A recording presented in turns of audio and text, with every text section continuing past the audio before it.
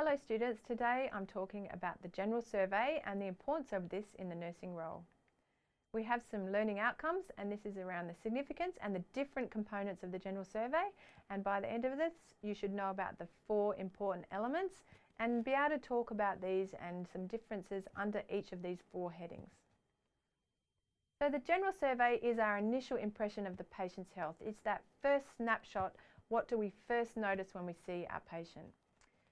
It can offer insight into whether the patient is well, acutely unwell, chronically ill, and chronically ill means over a long period of time, or acutely ill meaning just right now, what's happened recently. The general survey looks at physical appearance and how the person is presenting physically in front of us, body structure including symmetry as a focus, so body structure is very important, mobility, how the person moves and whether they use any aids, and also behaviour, so how are they interacting in the situation, how are they interacting with me. So underneath physical appearance we've got some different headings here. So is their consciousness level? What is their level of consciousness? Are they alert? Do they have their eyes open? Are they looking around the room? Are they breathing, and are they pink and well perfused, meaning are they actually moving oxygen to their peripheries? Do they look their stated age? Do they have intact skin? So the picture in front of us here on the left, this gentleman is not symmetrical with his face. So you'll notice that the right side of his face is drooping slightly, and the picture underneath is the baby and the head is not symmetrical. So that quick physical appearance snapshot is what have you noticed that isn't symmetrical. There's other things that you might want to look at. Do they appear their stated age? And that is because someone who is chronically unwell, often this ages you early. And do they have any open skin or sores that they haven't got intact skin? And the facial feature symmetry, obviously, that's looking back at that picture in front of us. Then body structure. So underneath this, we're looking at is their weight within a normal range? Do you think that they would have a normal BMI? Or is their BMI high, or is their BMI particularly low? Is their height within a normal range for a man or woman? Do their body parts seem proportional? Have they got normal musculature on arms and legs? Is their posture erect? How are they holding themselves? And do they appear comfortable? So underneath the body structure, you'll notice that the gentleman on the top right is sitting forward, perhaps in a tripod position.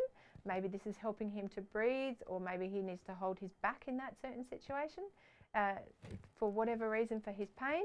And the person who's under that, wearing the reddy orange t-shirt, you might notice that that arm is not able to be used, and it might be as a result of a stroke or something similar.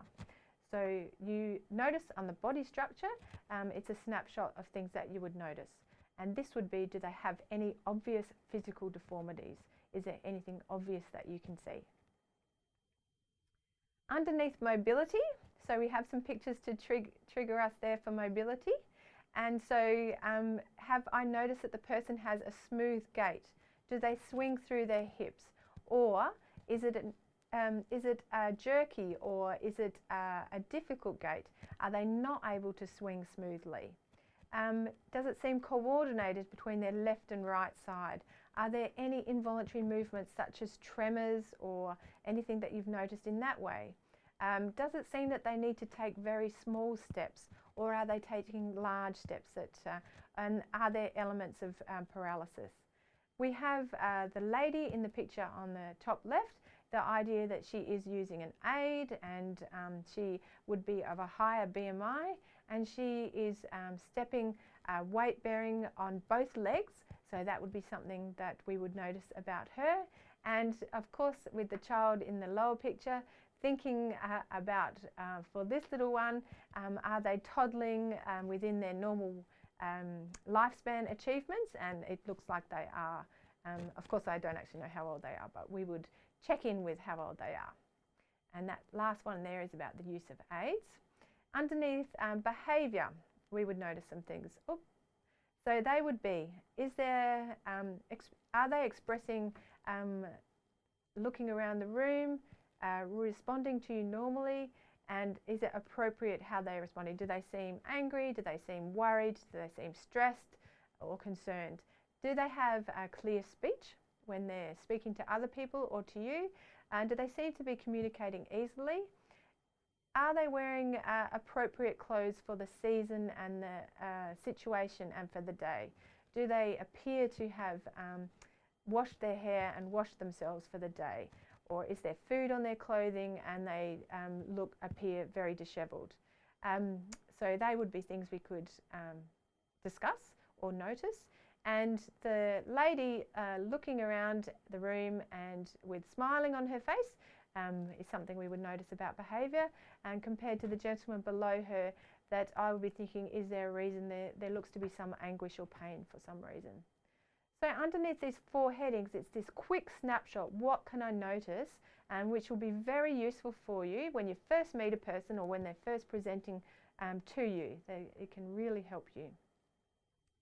So you should consciously conduct a general survey with every assessment and interaction, and we're going to practice this a lot in the SimLabs, what you notice.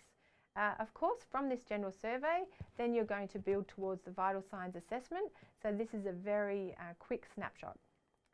I've got an example in front of us here now. So this little boy, what do you think about him? So underneath his physical appearance, he does appear conscious and pink in colour. He does appear well perfused, but he looks distressed. Underneath his body structure, he appears the normal weight range. He is hunching forward and he is clutching his throat. Underneath his mobility, we could say he appears to be able to move because he has seems to grab his throat there. And within his behaviour, he is holding his stomach and he does look distressed. Of course, we can't see him moving at this time, but he does appear to be worried about what's going on. So when we used to have the large lectures, we had an answer garden for this one.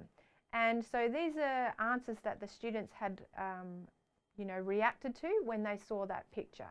So you can see that immediately the students had gone into, this is a young child who has a bowl cut and difficulty breathing and is query choking, but I'm looking for, within the general survey, give us more detail under those 4 headings. So if you came up with some of those ideas, that's a good start. Let's have a look at this example. So this gentleman in this picture, so underneath physical appearance, he appears to be within normal BMI, and I think he has a symmetrical face. Under body structure, I would be also looking for his legs and other areas there. He seems to be hunching forward, so I'm not sure if he's holding his back or something or other for that. But he is able to be strong enough to hold a stick up, so that's something else to notice. Mobility, I would suggest that this is his stick and he's using it, so we could notice that and use that information. Under physical appearance too, he is looking around and definitely has eye contact, so that's something else to notice, and he is certainly wearing glasses.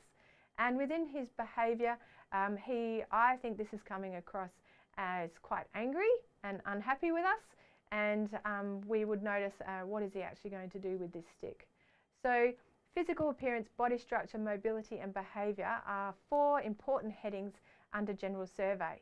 They mean that we can have people watching with purpose and really notice what's happening with our patients, and certainly for the OSCE you'll need to do a general survey when you first start.